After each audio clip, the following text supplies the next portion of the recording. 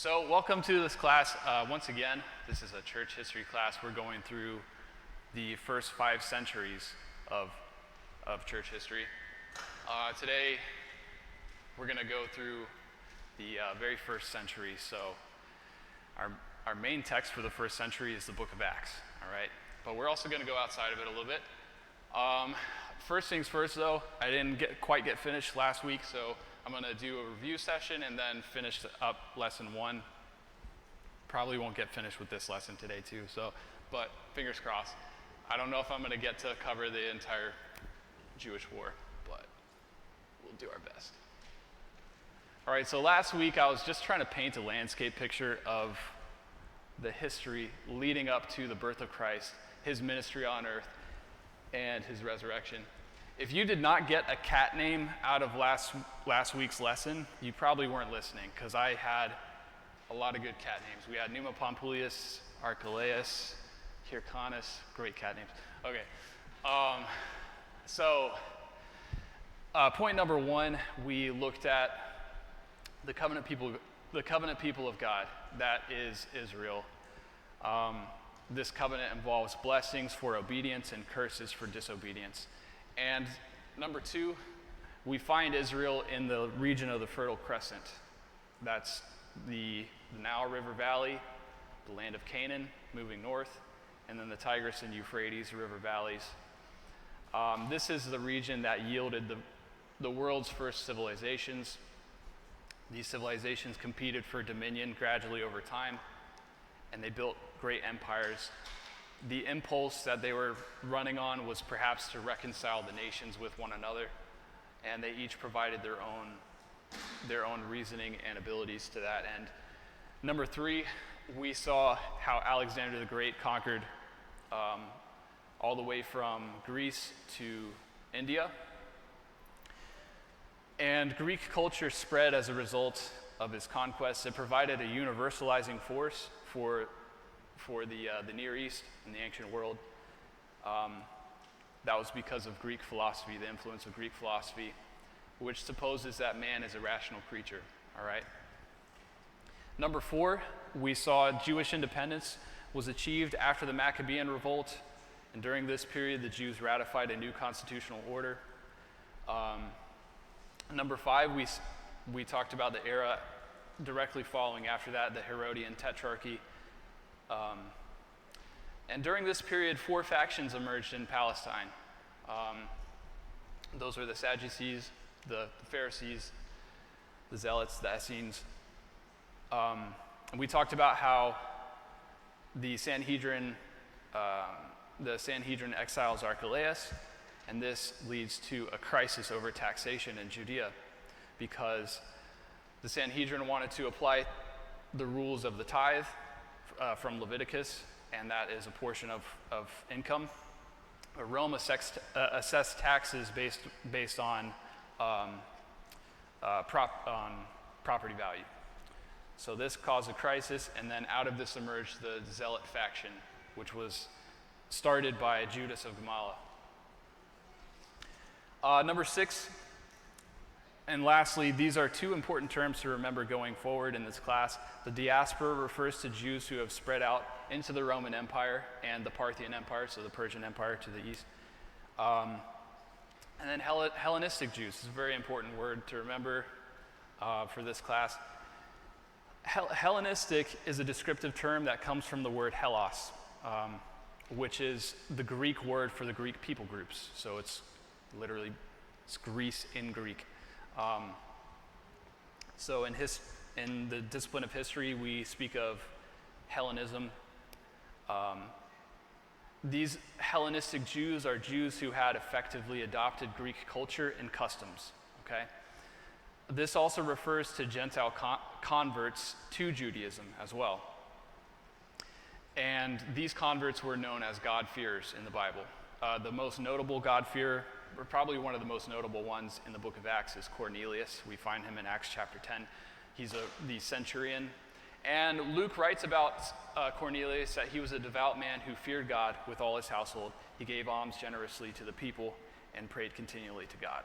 Okay, So notably also, Hellenistic Jews refuse the rite of circumcision. All right, so they have a differing opinion on the traditional religion from the Old Testament. All right, now we want to play a little bit of catch up, and I want to give you the background history to Rome. Nicholas Needham in his book provides these 4 bullet points that he thinks are important to remember about Rome for the study of church history. You have a common political loyalty, a common economy, and a common intellectual culture, and a common religious life. I'm going to do my best to give a very quick summary of all 4, all right? So as Americans, we typically enjoy studying the Romans because we see ourselves reflected in them in many ways. Our capital architecture emulates Rome, and we use Latin exclusively in our technical legal language. So that kind of tells you how important law was to the Roman people. We still use their language in our law system today, in our legal system today. Rome began as a simple farming and trading settlement, and Roman citizens always possessed a conservative instinct that this was who they really were. After they transformed into a republic, they upheld a deep suspicion and antipathy toward kings, or the supreme rule of one man. The republic skyrocketed in strength and ability over the years, and thus they found themselves presiding over a vast empire. Beginning around 100 years before the birth of Christ, Rome was subjected to a series of traumatic upheavals and civil wars. The man who brought Rome through the trials was a commander and politician, Julius Caesar. After Caesar's assassination, his nephew Octavian, this is Octavian, also known as Caesar Augustus, did what Caesar had failed to do. That is, fully reconcile all political factions and establish an office of emperor while keeping the constitutional order intact. All right. It is because of this that the fading memory of the republic that the Romans began to deeply revere their emperor. And I think you can notice one thing about this particular statue. You often see the Caesars dressed in armor. They're projecting themselves perhaps as a god of war. This is Augustus in the robes of the Pontifex Maximus. So he's projecting to the people that he is he's not only the king, but he's the religious leader of Rome. And remember, I had that anecdote at the beginning of the first lesson where we looked at the history of the Pontifex Maximus, the high priest in Rome.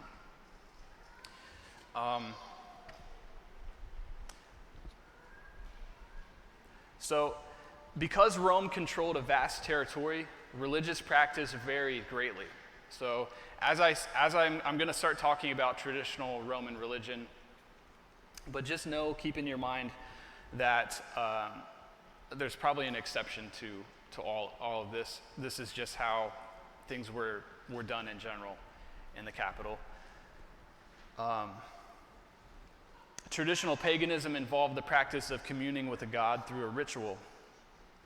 Rituals could be performed in the home, primarily, at a sacred place in nature, in processions on the street or in the public square, but more ordinarily in temples and shrines.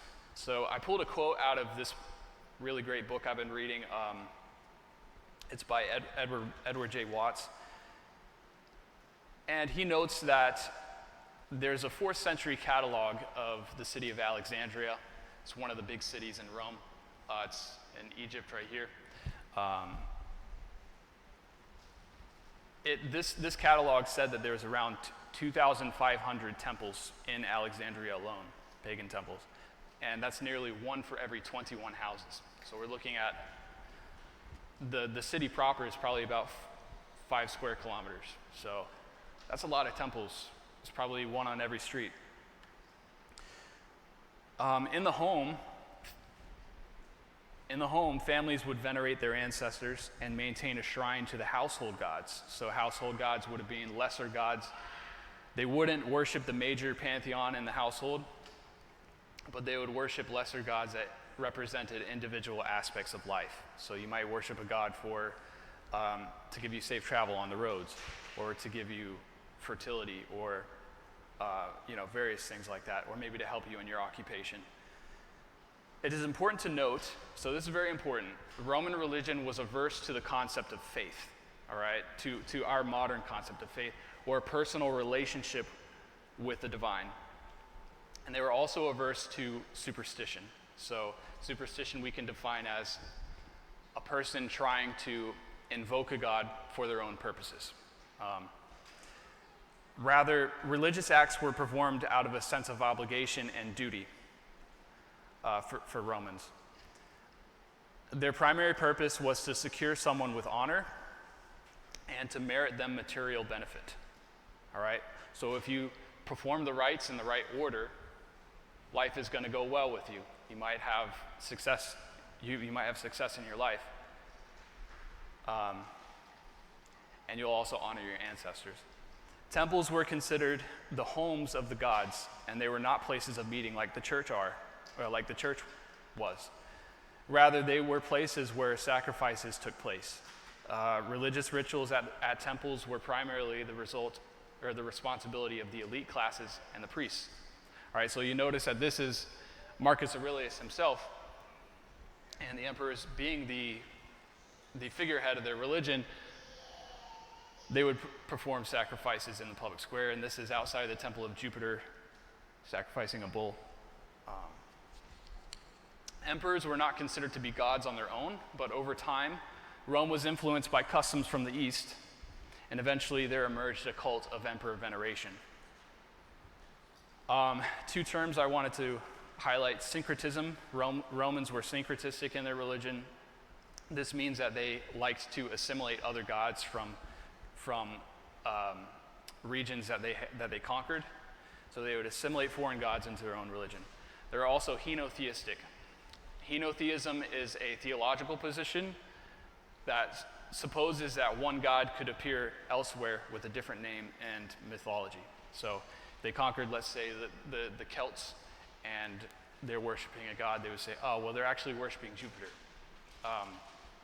one of our gods. He just has a different name. All right. Now, moving on, I want to talk about our last aspect of, yes, Dan. You said that they were averse to faith and superstition. Yeah. So how was their religious system not based on faith? Because these gods were all invisible, and in order to get the blessing of these gods, you had to do certain rituals. Yeah. It's a very difficult question to answer. Dan asked about, how are they actually averse to faith if you can't see these gods? You really have to get inside the ancient mind to understand that. Yes, I think literally speaking, they do have a sense of faith in their religion, but it's not a modern sense of faith in that the belief in the unseen, I have a relationship with God sort of thing. They believe that the gods were real and tangible, tangible individuals.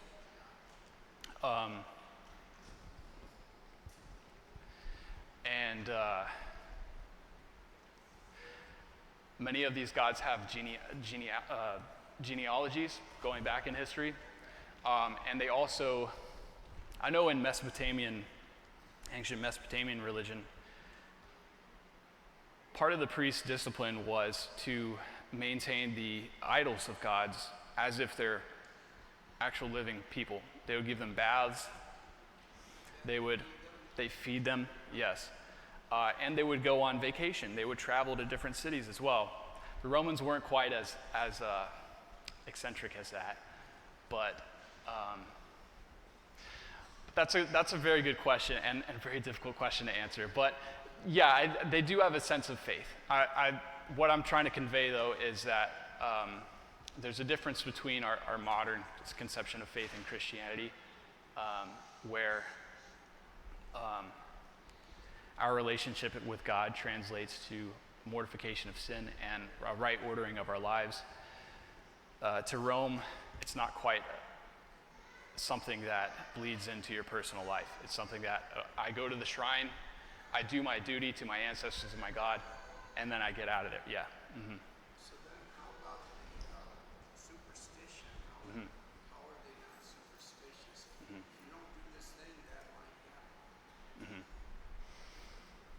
Yeah. I think, yeah, that is, you ask good questions. I think it's important to remember superstition involves, it might involve an ecstatic kind of way of being where you might go into a trance, you might do a dance to invoke a god to your, or it involves like repetitious sort of behaviors as well. I think a good example of the difference that I'm talking about is actually you find it in the Bible in the book of Numbers. A good example of the Eastern view of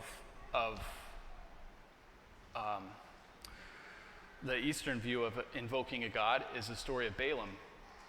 And Balaam is commissioned by the Amorite king Balak to curse Israel by their own God, by Yahweh.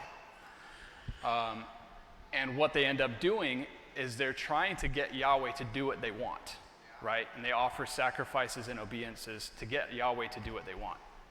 I think the Roman mind toward religion was slightly different than that.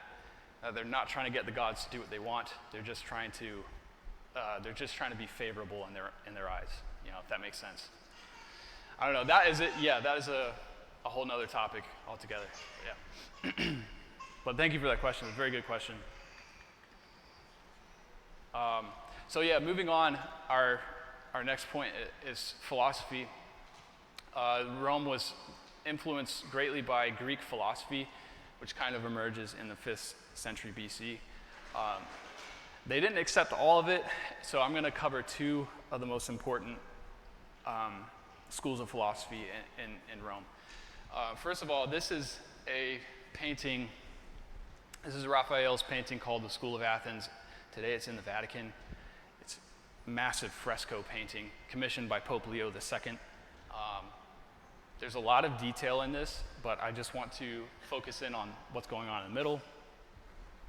Many of you may have had some experience with this in a history class, but this is the two most important philosophers in Greek thought. It's Plato to the left and his pupil Aristotle to the right. Now, if you notice their posture, and they're sort of arguing, it appears. Plato is pointing to the heavens, and Aristotle has his hand stretched out to the earth. This is to describe visually the tension between their two philosophical schools. Plato claims that truth is transcendent, and Aristotle's position is that truth is immanent. It's tangible, it's in the world, and we can see it and experience it. So I'm going to go through two schools of philosophy, Platonism and Stoicism, okay? In Plato, we find an essential dualism, and I would point out, Conrad did a wonderful Sunday school on Plato. I think that's still on YouTube. It was really good. Plato versus Paul. But I'm going to maybe in some ways recapitulate what you taught. But in Plato, we find an essential dualism in his philosophy. There is a realm of matter and a realm of ideas or forms. The material to Plato is not real, or not necessarily real. It derives its substance from the higher reality or the realm of the forms. All right. In Middle Platonism taught that there's a supreme divine being, so he's the source of the forms. And this was a part of a whole mythology about what was called the demiurge, okay? The eternal ideas of forms were the source of all reality.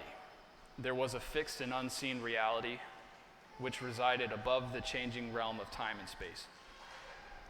The human soul, therefore, was eternal and incapable of being destroyed. It is important to realize that many of the early church fathers were converts from Platonism. So we're going to see that as we go forward. Christian apologists are going to be dealing a lot with Platonism. And the incarnation of Christ, in particular, that theology is going to cause a lot of problems for the Platonists because they believe that the realm of the forms and the realm of the material are not supposed to touch, all right? And they very obviously do, the divine condescends in the person of Christ. So they have a problem with that. The Stoics, that's our second school of philosophy. It was started by the philosopher Zeno, and it came from a school of thought known as atomism or materialism. Okay? Now, this isn't the kind of materialism where I want to go to the mall, buy 5 pairs of jeans and a handbag. It was a different kind of materialism. It said that matter is the essential reality. Okay, it's just the essential factor of reality, and it moves in a determined order. And this ordering principle was called the logos.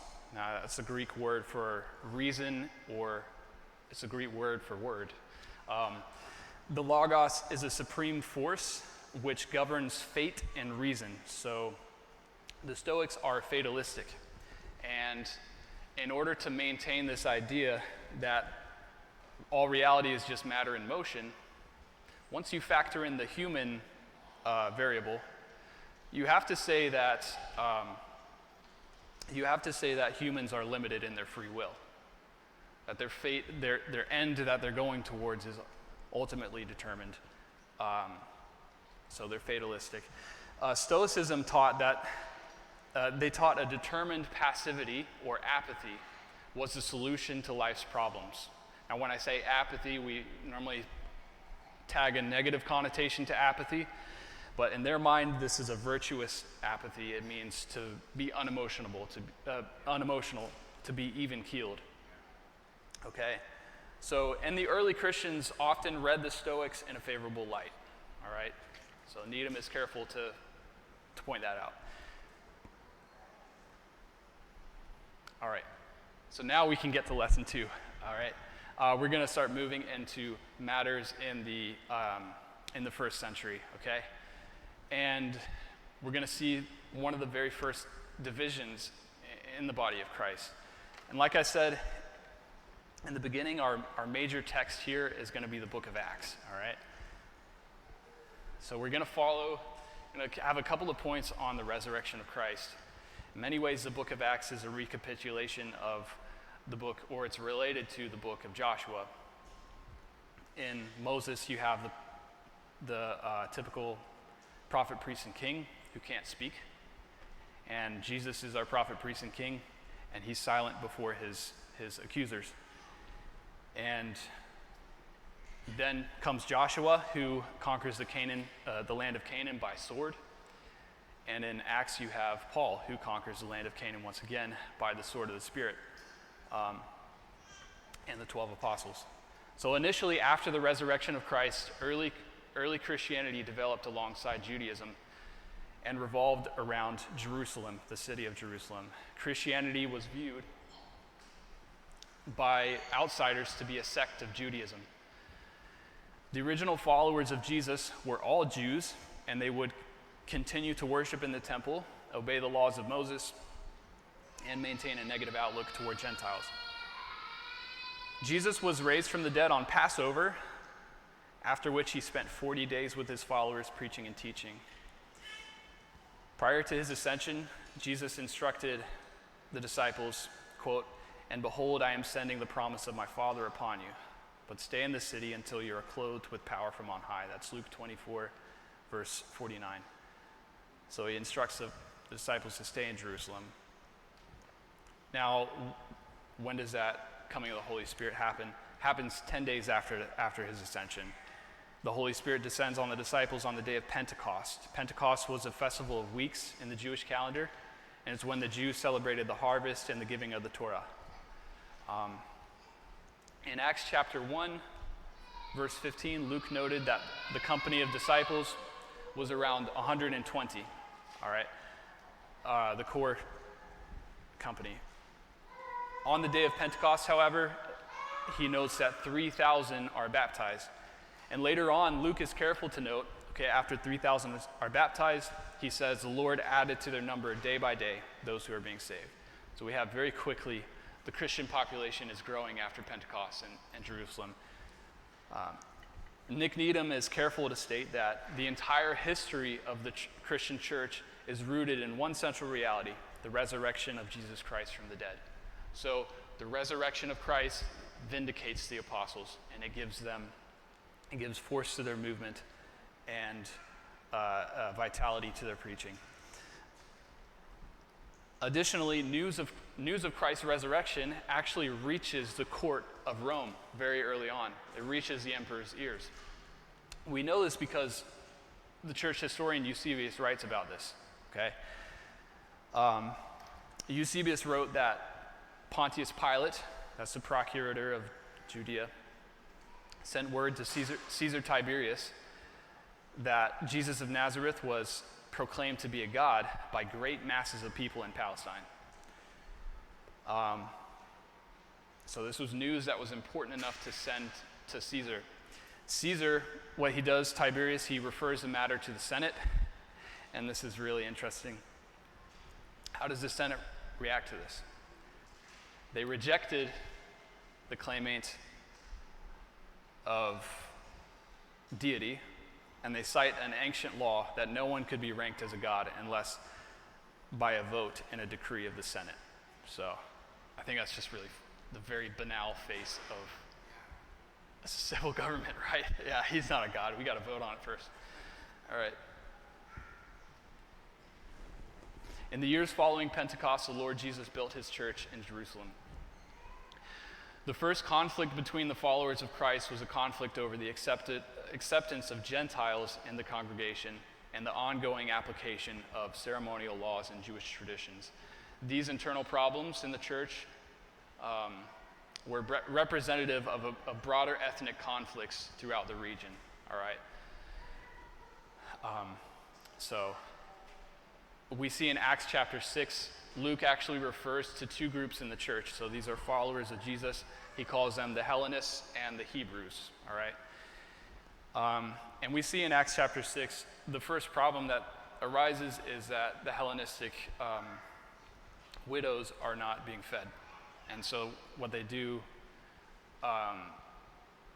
in order to mitigate these problems, the elders appoint 7 Hellenistic deacons.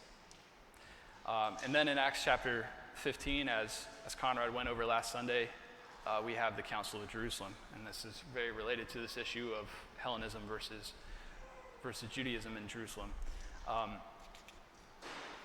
The conflict between the two groups was sustained by a language barrier. So you have Aramaic speakers versus Greek speakers.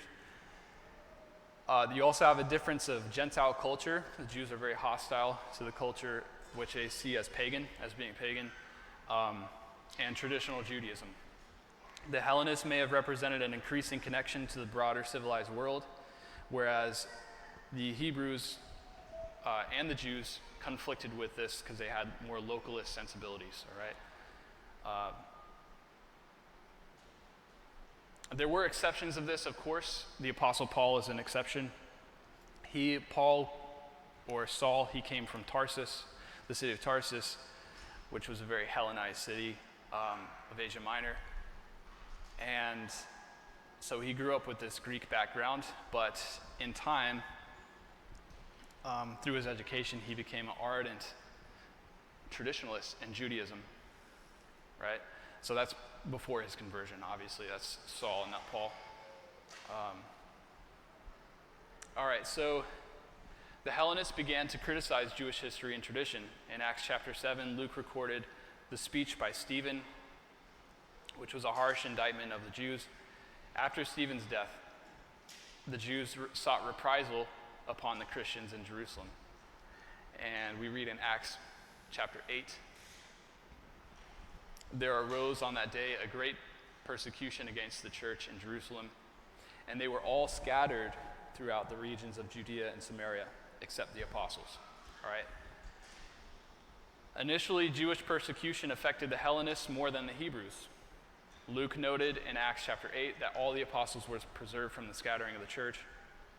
But however, later on in Acts chapter 11, it appears that the Hellenistic believers have left Palestine completely. All right? There's a subtle inference that we get in Acts chapter 11. It says, now the apostles and the brothers who were throughout Judea, they heard that the Gentiles also received the word of God. So this seems to infer that the Gentile believers were they had left.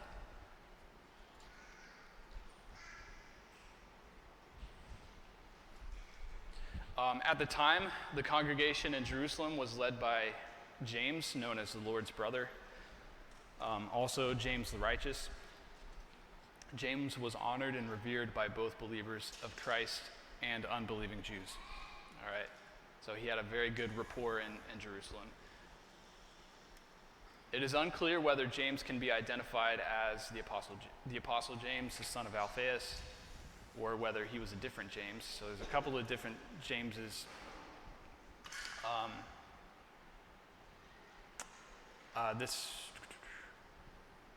Or whether this was a different James who was actually Jesus' brother. According to church tradition, James was appointed by the apostles as the first bishop of Jerusalem, and he was martyred on the year 62 AD. I'll cover a little bit of his martyrdom. James was known as a man of exemplary character, okay? He actually had special privileges in the temple to go in the sanctuary and go in on his own. It's said that he could be found often worshiping God in the temple, praying and interceding on his knees for hours. And the historian Hegesippus from the time said that as a result of this, his knees looked like camel's knees from all the hours of praying. Eusebius, the church historian, wrote that the Jews in Jerusalem, they began to turn their focus upon James after they were thwarted in their attempts to kill Paul. So Paul leaves the region. I think this is a time where he's transported to Rome. The Jews were going to force James to renounce his faith in Jesus Christ before all the people. So you see how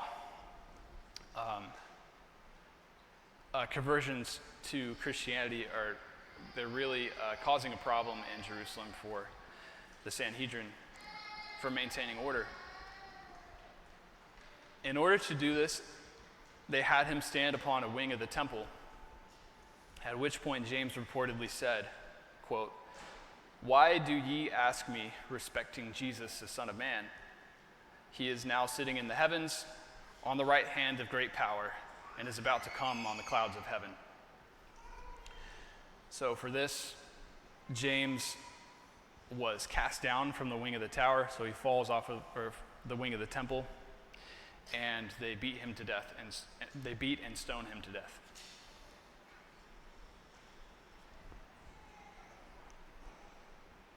At the same time, because of this scattering of the Hellenists from Judea, in God's providence, this is an example of what man intends for evil, God intends for good. The Hellenists are going to bring the message of the kingdom to the non-Jewish world. In Acts chapter 8, we see that Philip is the first to go to Samaria and proclaim Christ to them. And then they establish a church in the city of Antioch, which is in Syria. That's right. Yeah. In Antioch, this is where the term Christian was first used. We see this in Acts 11. Thus, the Christians were beginning to be distinguished apart from Judaism. All right, that's an important thing to note. The word ending of Christian, iani, is a plural word ending, and it's usually used to describe soldiers that belong to a certain general. So it's kind of like a possessive word ending.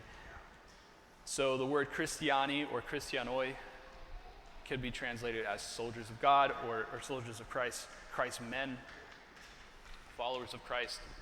Prior to this, Christians would use other terms for themselves, such as followers of the way.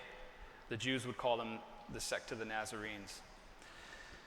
Paul launched the first organized mission from the church at Antioch. We see this in Acts 13. And through Paul, the gospel of Jesus goes west into Europe.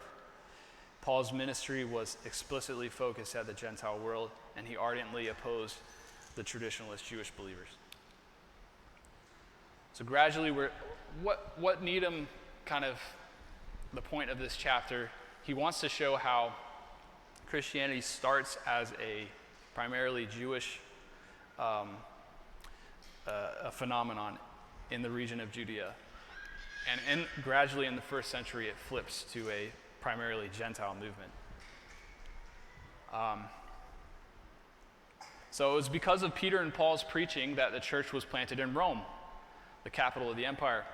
The church had existed with little opposition from the Roman government until 64 AD. This date marked the beginning of Emperor Nero's persecution campaign against the Christians.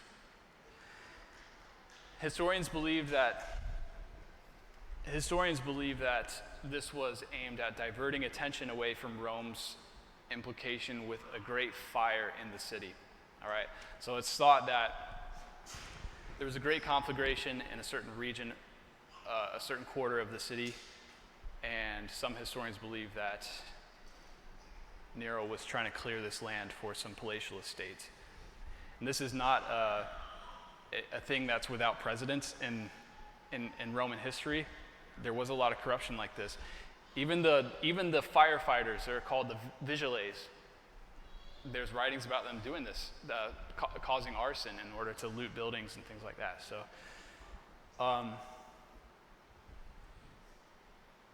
but anyways, he implicates the Christians in this. And I'm going to read this excerpt from Tacitus that Needham provides. It says, to end the rumors that he had started the fire, Nero accused and tortured a group who were hated for their abominations. Named after Christ, executed by the governor of Judea, Pontius Pilate, when Tiberius was emperor. Their fatal superstition had been checked temporarily, but was beginning to break out again, not only in Judea, but even in Rome itself, where all kinds of vile and shameful activities gather and catch on. First, the authorities arrested those who confessed to being Christians. Then, on information obtained from them, the courts convicted hundreds more. Not so much for starting the fire as for their antisocial beliefs. Mockery was heaped on them in their deaths. They were covered in the skins of wild beasts, torn to death by dogs, crucified or set ablaze, so that when the nighttime fell, they lit up everything like torches. Nero had opened up his own gardens for this spectacle and gave a show in the arena, where he mingled with the crowd or stood in the garb of a charioteer in a chariot. Consequently, although his victims were guilty and deserved to die, people began to feel compassion for them, for they realized that they were being killed not for the public good, but to gratify one man's madness. All right, so this was a very difficult time for the Christians in the city of Rome. The persecution was limited to the city limits, however. It's likely that this is when Paul and Peter were martyred as well, or they're executed. Tradition records that Paul was beheaded and Peter was crucified upside down on a cross. There are two key takeaways from this.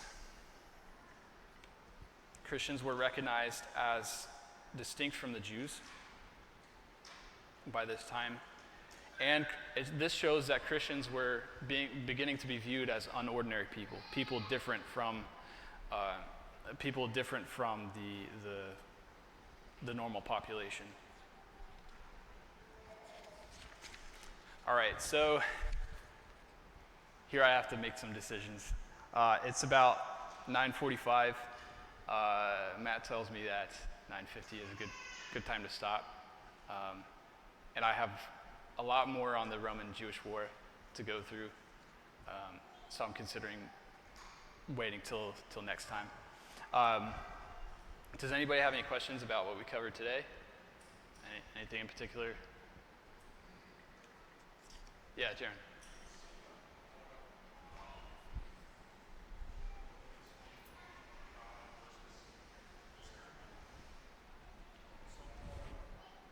But I think I heard someone bring up like the Roman view of God versus like the Eastern view. Yeah. Did the Romans ever try to get their gods to get them stuff? I just noticed that I think in Hinduism, there's this theme of you go offer whatever sacrifices to get something from the god, where the Romans just leave us alone, like don't mess with us. Was that the Roman approach to? Is that the Western pagan view of God? Yeah, it's a very fine distinction between superstition and a religion that you perform out of duty. Yeah. But what was it? You said, do they try to get them to give them stuff? I'm wondering if the Western view is just leave us alone because you guys are causing problems, versus the Eastern view is give me more or give me stuff. That might be a good way of describing it, yeah. But as I noted, the goal of the religion in Roman culture is still material blessing, material benefit, but just maybe in a different way. I think they maybe just had a different conception of metaphysics and how I'm doing this ritual. As I'm doing this ritual, I'm involving myself in the logos or in the order of creation, something like that. So I don't know. Yeah, that's a very fine distinction between I'm sure there's many of these distinctions between East and West, like how paganism was done. But this is not a class on paganism. It's a class on church history, so we could get deeper into that, I suppose. Curtis? Yes. Yeah, Marty here. Just you going through the Pontifex Maximus. Yes. Yeah. So, I mean, right, in Catholicism, right, we're familiar with this pontiff, this pope, but the history of this, though, when you were talking about how Augustus was the first one to call himself. He wasn't the first one, no. Well, the first emperor. He was the first emperor, and the title, the office, transferred to emperor. So. But this term goes back even before the Roman Empire emperors. Yes. And who are these people that came up with this bridge builder term? This ancient Rome. It's ancient Romans. Yeah. Yes. So. The Roman Empire has a foundation myth, and it's just like America has we have our own foundation myth. You know, George Washington and Paul Revere's ride. So that history is rather dubious. It probably never happened. And what they say is there was the founder of Rome was a man by the name of Romulus, and proceeding from him, there's 7 kings. Okay, and this happened. The founding of the city of Rome was in 753 BC. So it's close to 3,000 years ago. And it was said, like I spoke about in the first lesson, that the second king of Rome is the one that established religious institutions. He didn't create the religion, but he institutionalized it, and it was to turn Rome from a warlike society into a more pious and ordered society. And that's when he created the high priest, which was the Pontifex Maximus. And he did a whole lot of other stuff too that I didn't mention. Does that answer your question? Yeah. So he also said that the high priest should be separate from the king, which is interesting when you consider how after the Republic, the title transfers to emperor. So the Romans were very careful to be like, the emperor is not a king, okay? He just is a representative of all of the aspects of government, yeah. Yes. So you said that Paul was a Hellenistic Jew, started out as a Hellenistic Jew, and then turned to Hebrew, if I heard you correctly? No, I don't think, I didn't mean to say it that way. Nicholas Needham just points him out as an exception, one exception of many. Because we're dealing with this dichotomy, there's the Hellenists versus the Hebrews that we see in Acts. But we want to be careful to note that not all Christians fit into those two categories. Paul was just an example of this, to where he had that background in Greek culture, but he also maintained his Judaism into his later life. So not all Jews who are in the diaspora were Hellenistic Jews. Some of them were faithful traditional Jews living in Greece and Antioch and Babylon, you know. So, yes. You had made the assertion that Hellenistic Jews don't be circumcised. So my understanding was if you were called a Hellenistic Jew, that means you were circumcised. And it was the God-fearers. And that it was the God-fearers who were attached to the synagogue but didn't fully proselytize to Judaism. But Okay. do you disagree with that analysis, or? No, I don't disagree with that analysis. You might be right. Yeah. I did source that from Needham.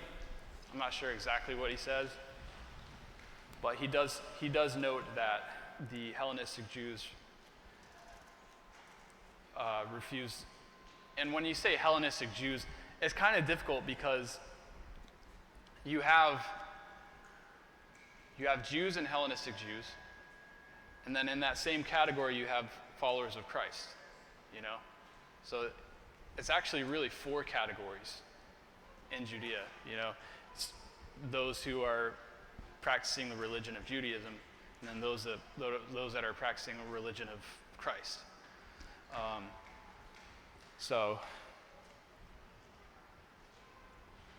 And I think that you see this distinction between those who, you see this distinction in Galatians. Paul is writing to the Judaizers, those who are saying that you ought to be circumcised if you're in Christ. So that supposes that some of the Jews refused circumcision. You know, would you agree with that?